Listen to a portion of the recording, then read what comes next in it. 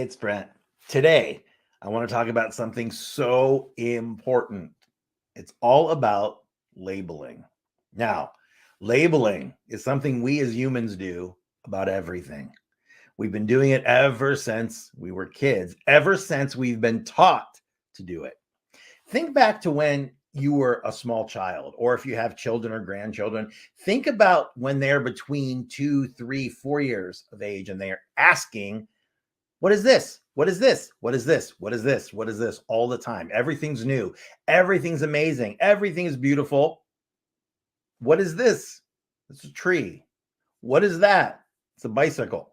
What is this? And on and on and on. The problem with labeling is after a while, your mind takes that tree, for instance, files it away. And now, as you're growing up and you're starting to take control of your own mind, whenever you look out and you see a tree, automatically you process tree. You no longer see individual trees. You see tree. And if you want to be a little more specific, you may look maybe skiing and you may think pine tree. There may be 500 pine trees, but in your mind, you've compartmentalized trees. Now, it doesn't sound like it's would be that much of a problem, but think about how much we do it. We do it every day, hundreds of times a day. In fact, we're not even really living a real existence because we're living this existence through what we've labeled. In other words, good and bad, male, female, us versus them.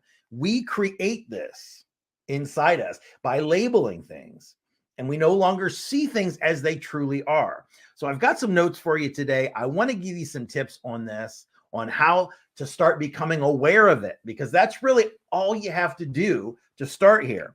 You have to become aware that you're doing it.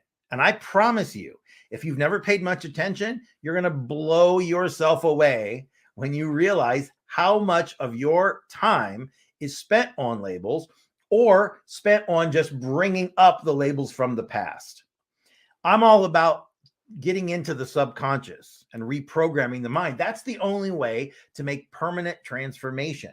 I've been doing that for 25 years all over the world.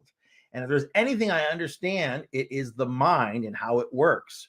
So labeling things seems like a way to save time, a way to save too much trouble, too much pain, too much vulnerability, because of course, labeling things starts to become labeling emotions, labeling habits, labeling people.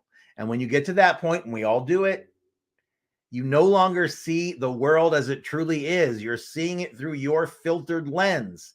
It's like being in a 1,000-room mansion and you're in one room your entire life. You never even go to the door. You never go outside. You have this beautiful home and you're living in, the tiny little bedroom. You just don't realize what's going on. So I have some notes I want to talk about because I think the worst thing that we do is when we start labeling people. Okay? Because it becomes, I am this, you are that, this person is something else. Labels are always being dished out by us, by other people about us, by other people about each other. Every time we use a label, we take a huge risk because, first of all, we're risking who might hear it and then take it to be true. And it passes on and on and on.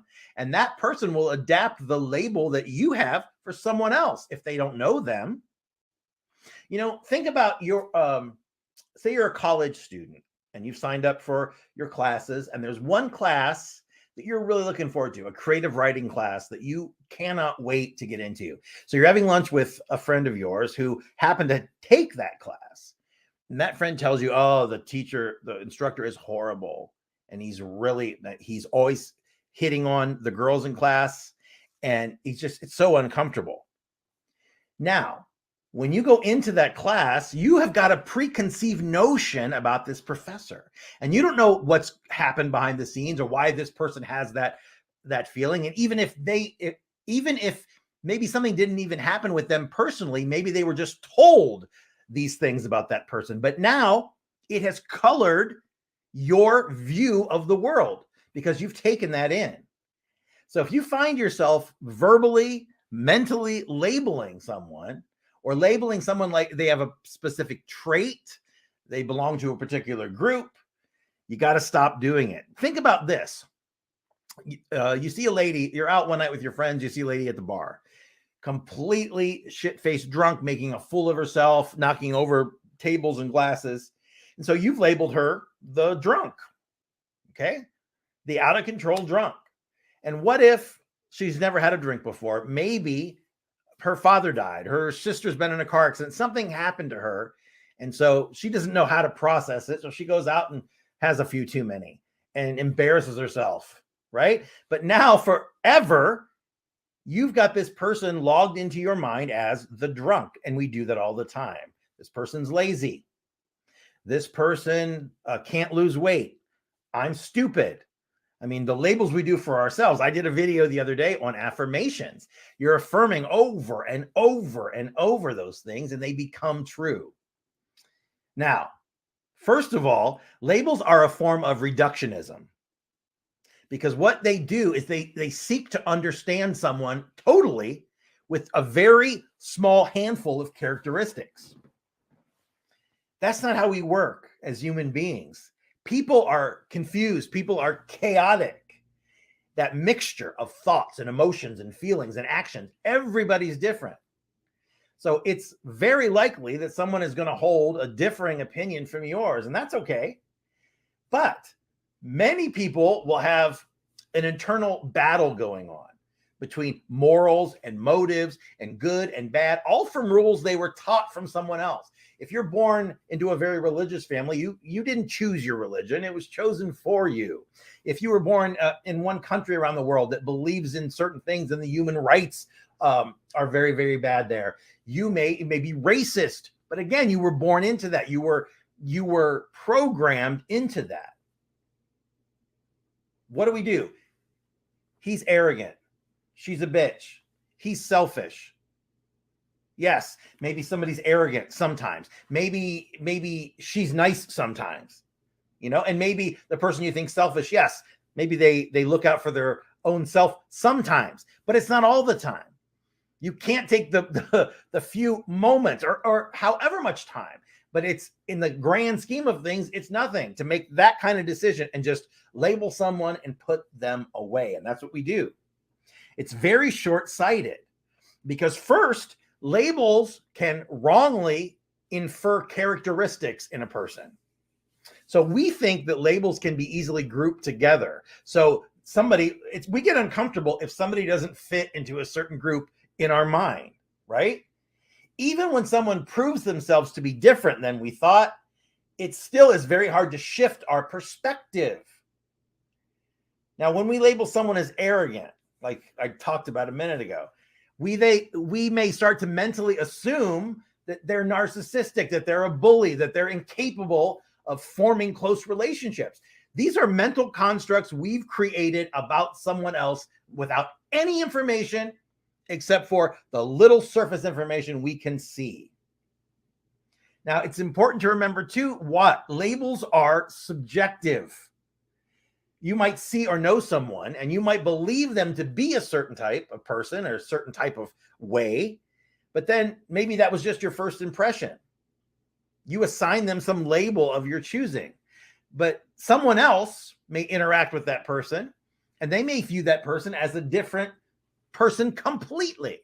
Because remember, you never view reality. You view reality through the lens of your past, your fears, your anxiety, your passions, your love, everything. But it means that when you're looking out your eyes into reality, you're never seeing true reality. You're seeing what you want to see, you're hearing what you want to hear, or you're so afraid of not getting something that you're bringing it to you. One person may be called brash, another person might be called the life of the party. It could be the same person. People can change, people can grow. Labels are not flexible. Labels are, this person is that. Okay? Not everybody wishes to change, but everybody does in some way or another. You can't not as you move through life. If we see someone as incompetent at their job, well, this label is hard to shake, right? No matter how accomplished they become, they start to live that.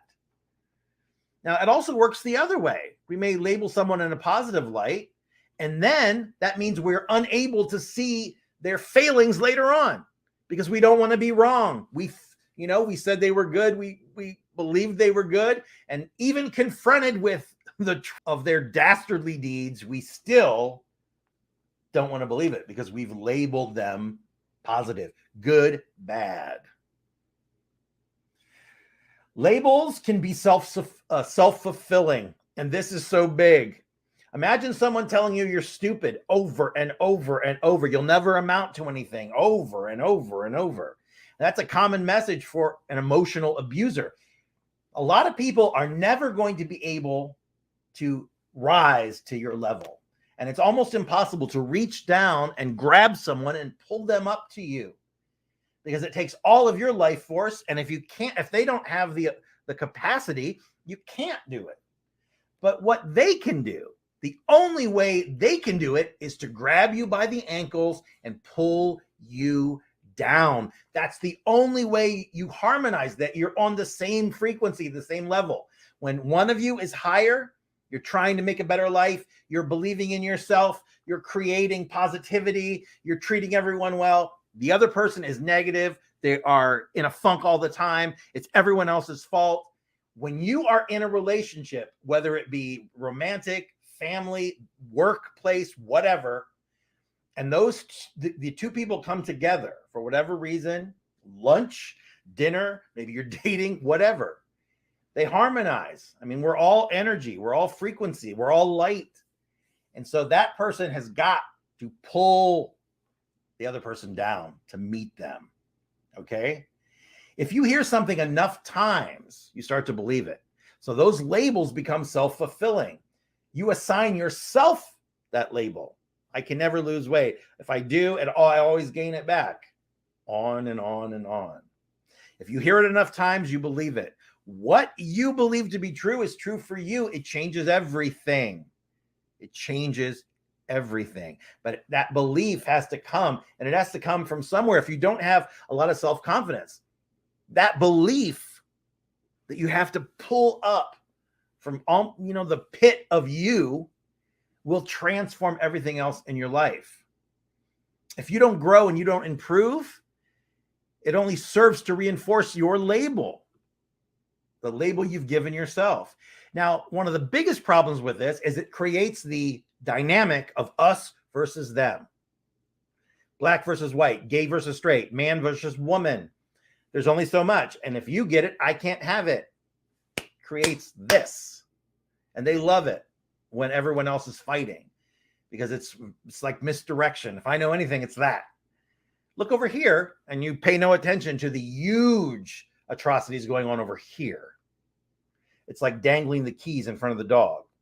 Takes the attention away from the really big problem. So this idea that we're all separate from each other is bullshit, first of all. But by labeling someone so we can easily put them away in the compartments of our mind, we create that very thing. Okay? It allows us to quickly identify someone. It's a way we think we can spot a friend from an enemy. It comes from our tribal past, when it was an important use in protecting someone from physical threat, the fight or flight response. But these days, an enemy is more likely to be just someone who holds a different opinion than you do.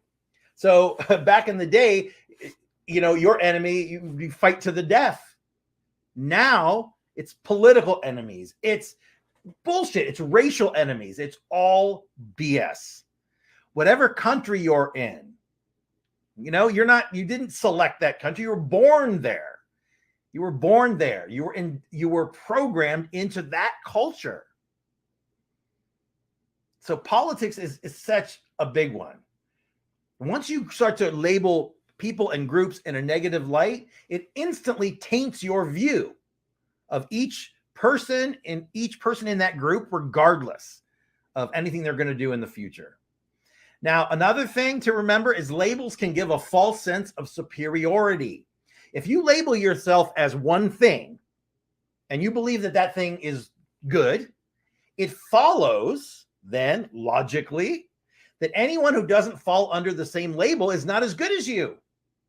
You may hold yourself to the highest possible standard when it comes to cleanliness. Your home, beautiful. You look like $1,000,000. You see this as part of who you are. It is an extension of you. You have assigned yourself the label of clean person.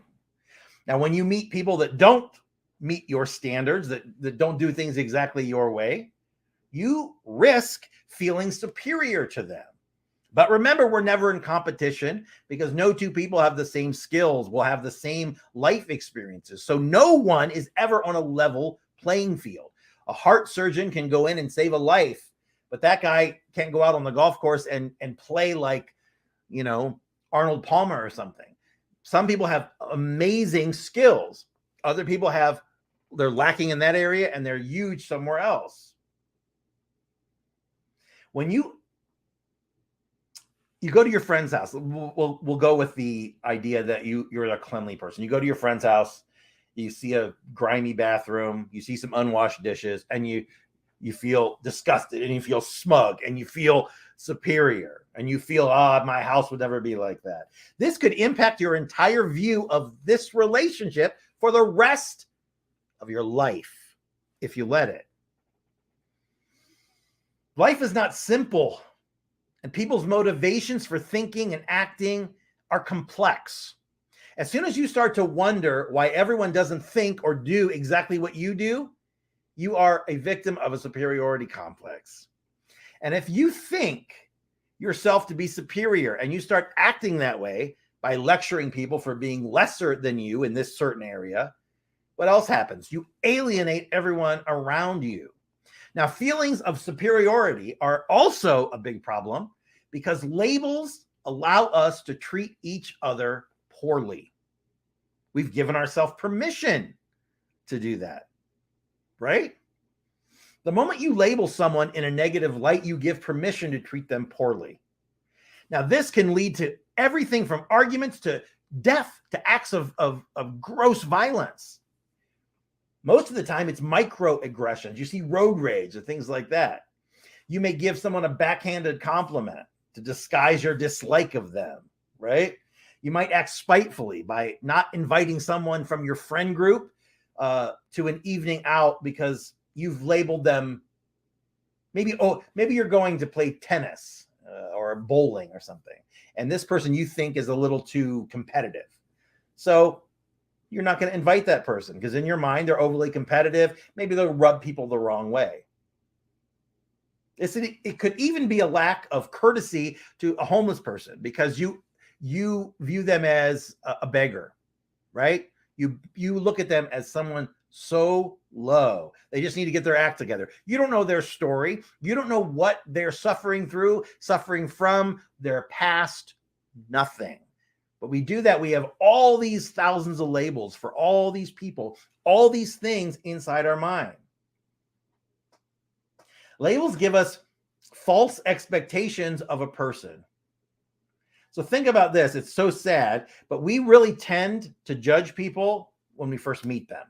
So what they look like, how they sound, what their job is. And some people even say that. So what do?